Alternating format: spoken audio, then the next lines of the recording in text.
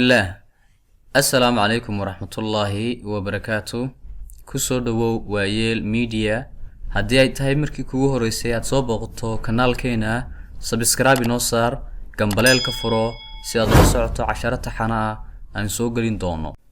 10 كين waxa uu ku saabsan yahay side effect saameynta xun of lockdown ee xanibaada.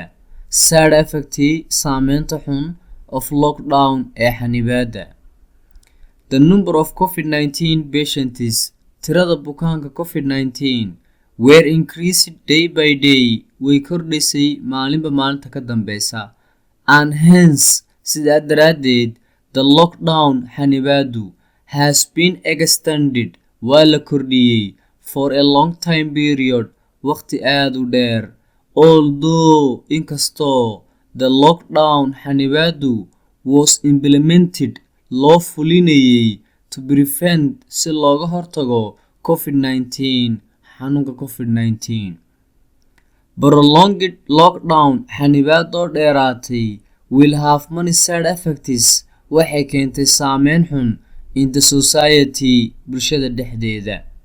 Many people dad badani lost their jobs shaqooyinkoodii bay ku waayeen because of lockdown sababtoo ah xanibaada.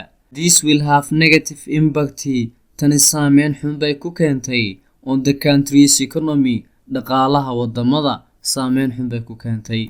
Many business also suffer sidoo kale ganacsato badan waxay ka cabanaysaa huge losses khasaare weyn because of it sababtoo ah xanibaada. No dhabti shaki kuma jiro poverty saboolnimadu is going to increase a lot inay in badan kordhiso. Increasing poverty saboolnimadoo korodha may lead waxay horseedaysaa to increase in crimes inay kordhaan dambiyadu like sida robbery dhaca ama boobka and theft iyo tuugada. People are not able dadku may awoodeynin to socialize inay isdhex galaan also are not able sidoo kale may awoodeynin to meet family and friends inay la kulmaan asxaabtooda iyo qoyskooga.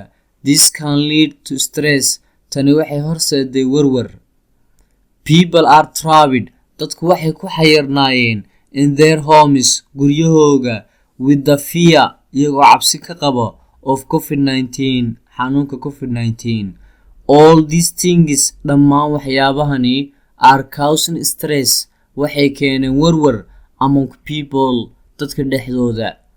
So sidaa daraadeed we will hope waxaan rajaynaynaa to stop inuu istaago the spreading of COVID-19 faafida xanuunka COVID-19 as soon as possible sida ugu macquulsan if Allah say hadduu Ilaahay yiraahdo. aad baad ugu mahadsan tahay daawashada iyo dhageysiga fiidiyogan. haddii fiidiyow ku cajabiyay like noo saar dhiirigelin bay noo tahay.